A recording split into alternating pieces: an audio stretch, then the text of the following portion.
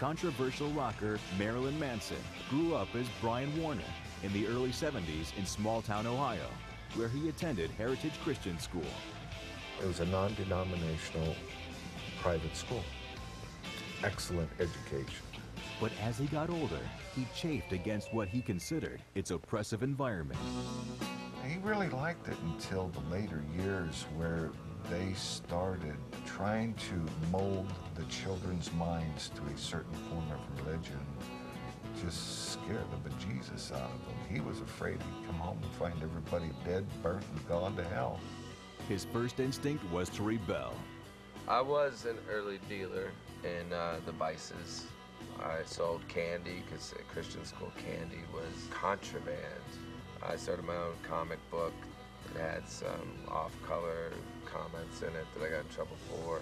He wanted to push the envelope even then. But the biggest taboo? Heavy metal rock music.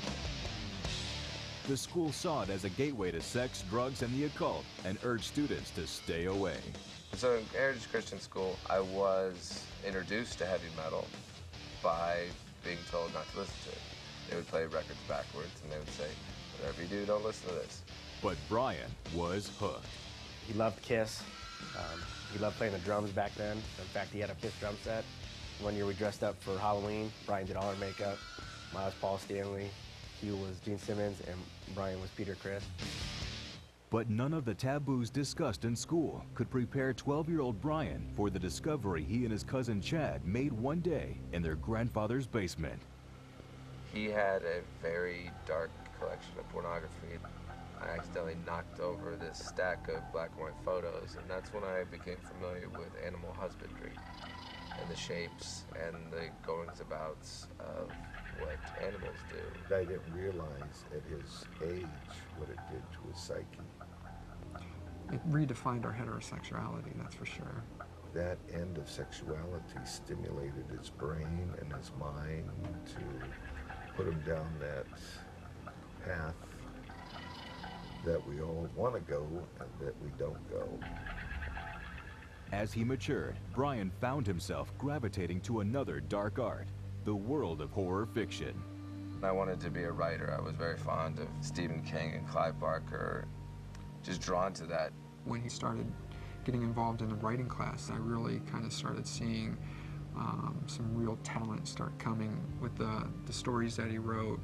While Brian tried his hand writing horror short stories in high school, Hugh, who managed a local carpet store, was frustrated with the town's economic downturn.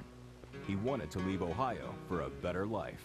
This area was completely depleted, and because of the growth in Florida, you go where the money is.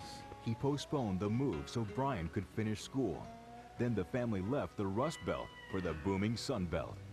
But the adjustment proved very difficult for Brian. I graduated high school. I moved to a new place where I had no friends, and I was probably really on that borderline of could have became an artist or could have maybe become, you know, something like a serial killer. As an outsider in a new town, Fort Lauderdale, Florida, Brian was adrift. Like many teens, he turned to one of his driving passions, metal music. All I had was this escape in this world of music. He put that together with his love of writing. He began reporting for a regional entertainment magazine. I lied my way to become a senior editor at this magazine called 25th Parallel. He did bizarre stories about topless donut shop girls and transvestites and major stars when they came into town. And then when he started really interviewing musicians and bands, I think he got the idea, well, I can do this. For Brian, it was a revelation. He realized it was he who should be on stage. I had a lot of writing that I had started to accumulate. And somehow, in the midst of trying to be a writer, I encouraged a club owner to have open mic poetry night, which I pioneered at this club.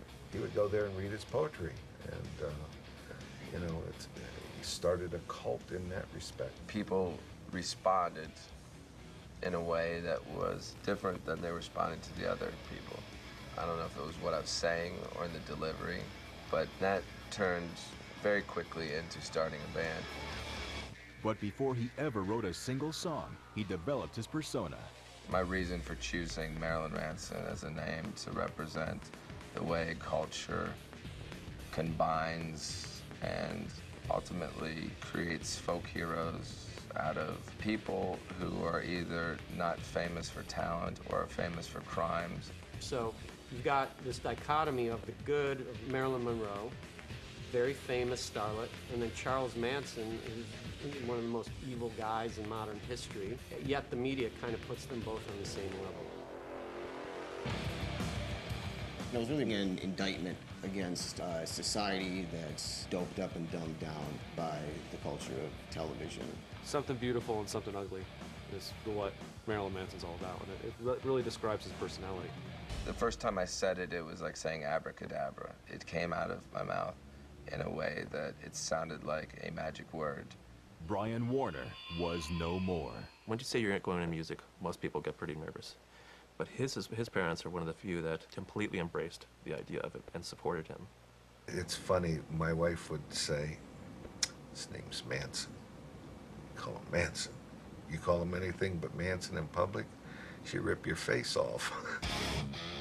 Brian met musicians who were also devoted to a new wave of harder, more alternative metal music.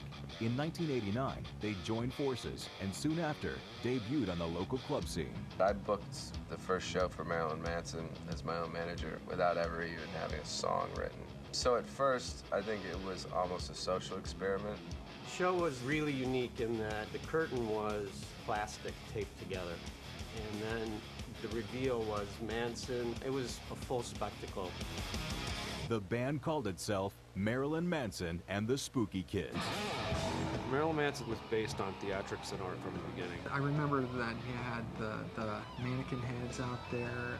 I think there was a naked girl ironing a swastika flag. There was people in cages. His father used to come to the shows with a priest's collar on.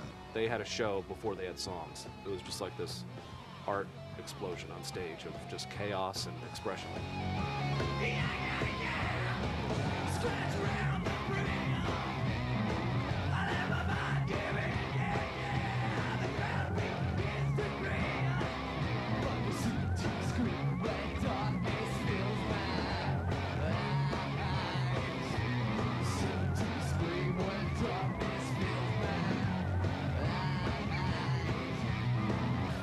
A buzz began to grow about this outrageous alternative metal band.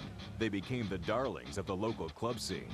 In the early 90s in Florida, there was a music scene. There was a lot of places to play, everywhere from Miami all the way up to, Atlanta. I was just really shocked to see that he had this many fans already. He would do these newsletters and handwrite the envelopes out, but I'm saying hundreds, if not thousands, names.